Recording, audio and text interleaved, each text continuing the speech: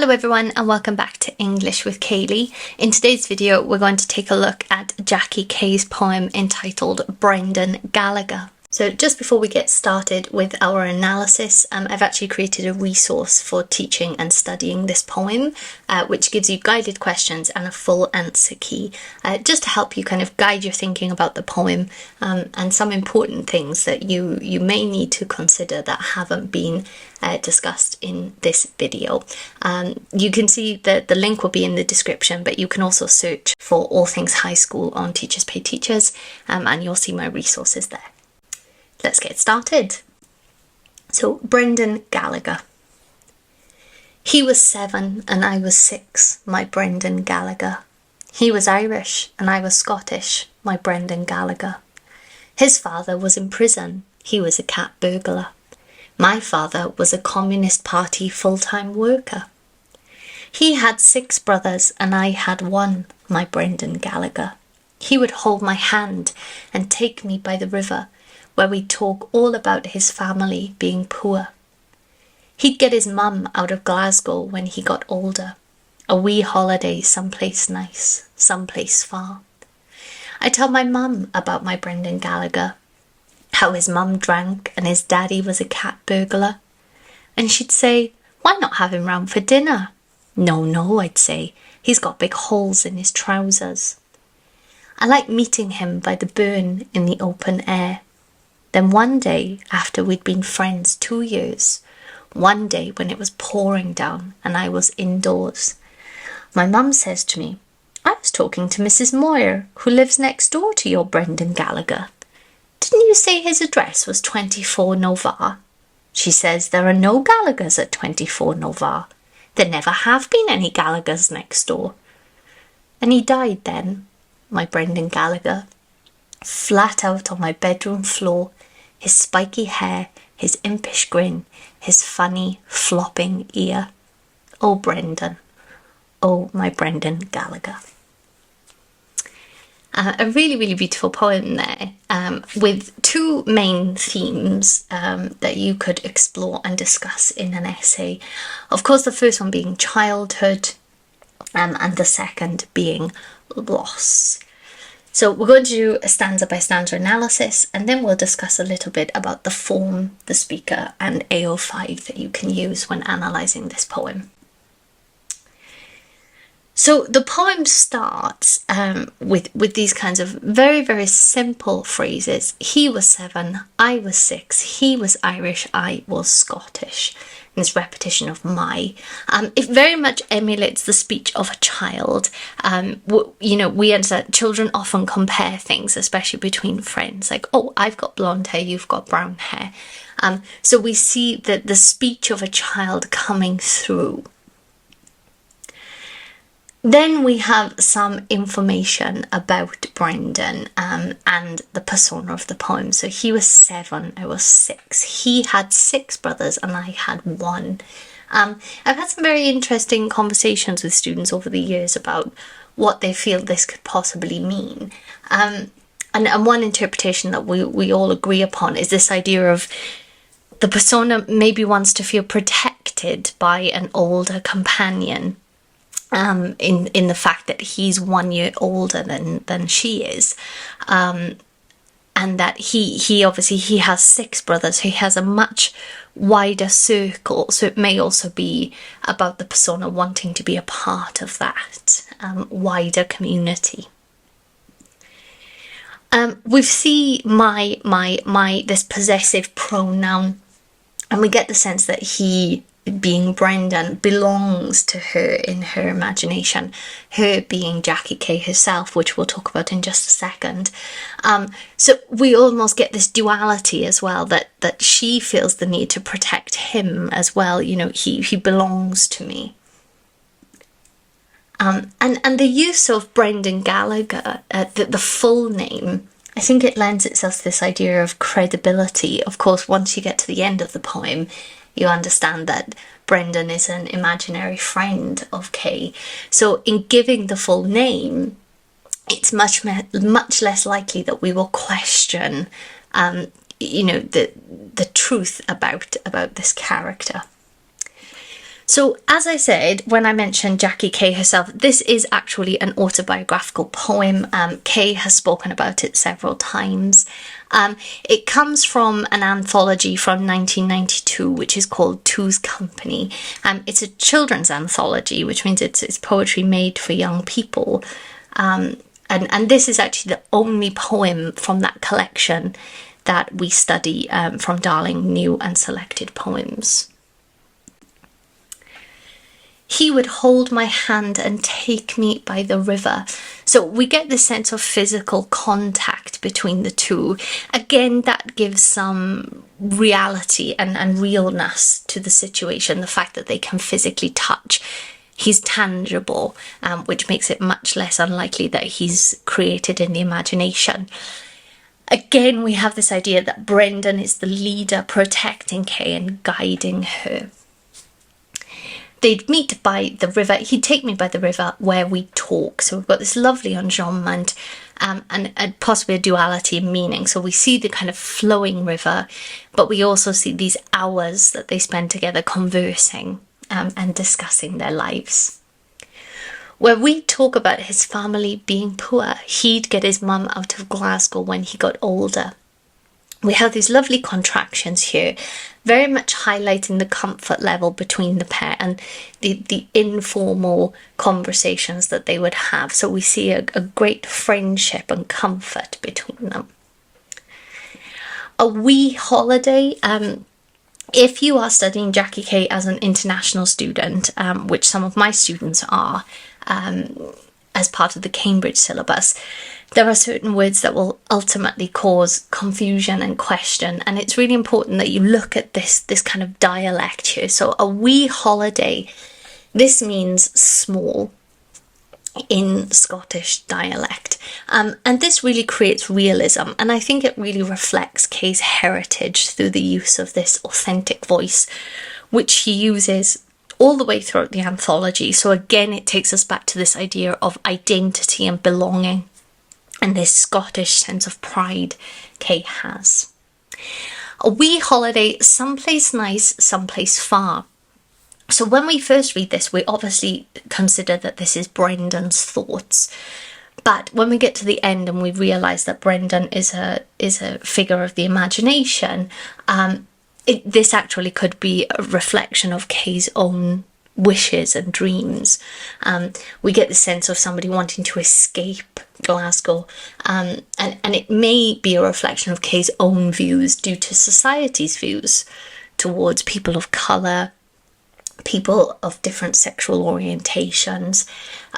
So this could actually be a reflection of her own thoughts, and it's really important to consider the psychoanalytical theory when you analyse this poem, which I'll mention a little bit later. Stanza 3, how his mum drank and his daddy was a cat burglar. One of my students mentioned this just a few weeks ago, and I feel as if it was really, really poignant and important to discuss that when we consider people who drink excessively or, have a criminal record, they are very much seen as the outcasts of society. And again, thinking about this reflection of Kay's feelings and thoughts, it may be a reflection of Kay's own identity in Scottish society as a young person, and as a woman of colour, etc., which we've already spoken about. And she'd say, why not have him round for dinner? So we see the kind nature of the mother, but she also very much acts as an anchor in bringing Kay back to reality. Because when she's questioned about these things, Kay obviously has to cover herself because she doesn't want to reveal the truth. No, I'd say. So this repetition, it shows the persistence and the defensiveness of Kay and wanting to bring Brendon around. She obviously doesn't want to be found out, and she's quite creative in her reasons. He's got big holes in his trousers. If you watch any interview with Jackie Kay, she always says that she loved to make things up as a child to almost see what she could get away with. So she's come up with some very creative reasons for why he can't come around. I like meeting him by the burn in the open air. We have a Volta here. It seems as if even Kay, as an adult reflecting back on the situation, wants to move away from that conversation. And especially as the child, feeling that they're being interrogated or about to be found out, they try to navigate away from that topic. So we see that in the poem. Kay tries to navigate away from that conversation. I like meeting him by the burn in the open air. Nature plays a massive part in Kay's works, and I think one of the themes for her is how nature links to freedom. And here, of course, this freedom allows her to imagine Brendon and to have that time with him uninterrupted, and very much free to construct any kind of imagination that she wants to have. One of my other students mentioned that the change in the language with the mum versus Brendon. So when she speaks to her mum, she uses very childlike language. His daddy was a cat burglar. He's got big holes in his trousers. However, when she's talking to Brendon, or about Brendon, we see a much more mature voice coming through. I like meeting him by the burn in the open air. So there's a lot here about reality and imagination and our own identities and our relationships with people as well, which I thought was really, really beautiful to explore at this point. Then one day, and we have another Volta now, because we've moved from the conversation with the mum, then we've moved to this image of Kay being outside with Brendon.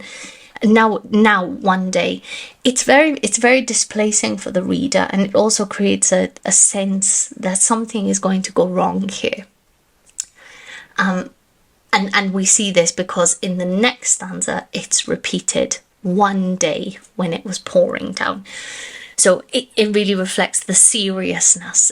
Jackie Kay said in a video that she likes to adopt a very authentic voice. And when people give bad news, they often repeat it to make sure that the person receiving the news can truly understand. So this really does reflect real life and the sadness and the impact of the day.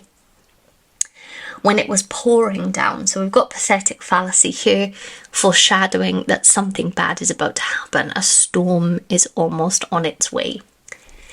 And I was indoors, and we've got this contrast now from the freedom of being outside.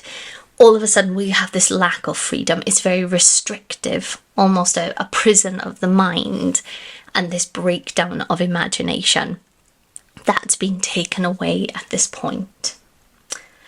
My mum says to me, I was talking to Mrs. Mort, who lives next door to your Brendon Gallacher.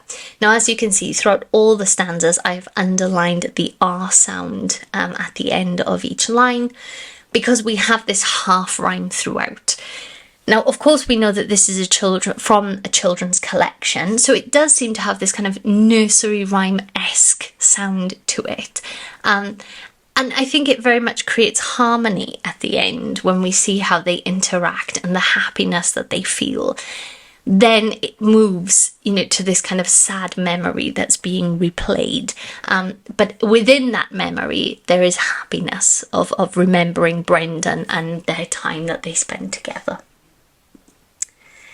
Didn't you say his address was 24 Novara? So we've got a rhetorical question here. The mother, she clearly knows the truth, but she hasn't revealed it yet. And then we have this consonance of the or sound with 24, which could be used, to reflect that pain and upset as the truth surfaces. So as it's realised that actually Brendon does not live at 24 Novara, there's a lot of upset coming from the speaker. There never have been any Gallagher's next door. And this word never here, very resolute.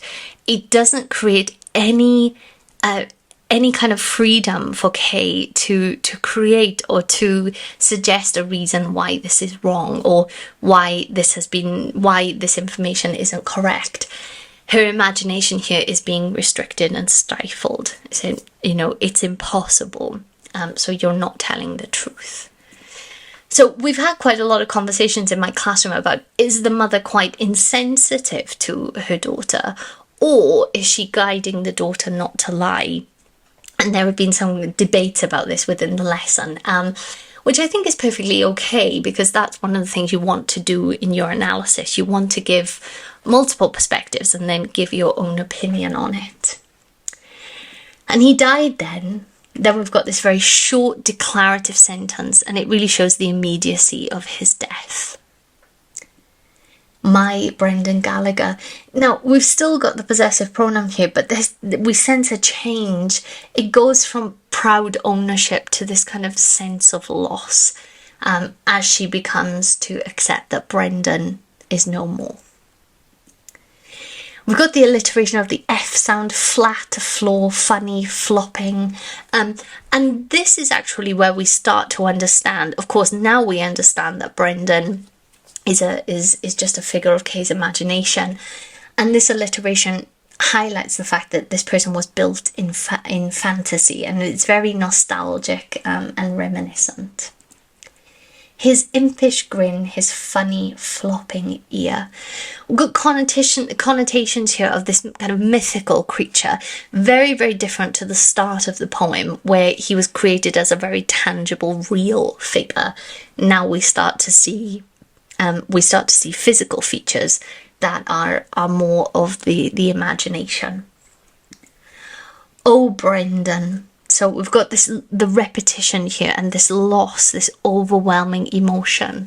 And quite importantly, at this point, we have the omission of Mai, and it really highlights this loss, that actually he no longer belongs to her. He's gone. So if we consider the form, the speaker, and AO5 you can use for this poem, so the form, obviously, it's in 5 stanzas containing cinquains, so it's a very regulated structure. Now, this could mimic this attempt to restrict the imagination, or to just maintain this happy memory that she once had of her friend who's no longer with her. So it is an elegy to Brendon. It is a poem of loss and remembrance for somebody that she loved a great deal, and also very much an ode to childhood as well. So in terms of the speaker, it is autobiographical. Kay has spoken on this several times. There's actually an excellent video on the BBC website where Kay speaks about this particular poem and her family. So I will link that in the description below. And it's also one of the videos I recommend with my pack that I suggested at the beginning from Teachers Pay Teachers. In terms of AO5, I would consider reading Jane Grey's The Woman with the Ibbo Nose and Scottish Tongue, and also very much the psychoanalytical theory, the psychoanalytical lens, where we look at dreams and, our inner thoughts as a reflection of what we hope and wish and what we want. So I hope this video has helped you. Please don't forget to like and subscribe so that you stay up to date and you know when I've posted more Jackie Kay videos. And I'll catch you in the next one. Bye guys!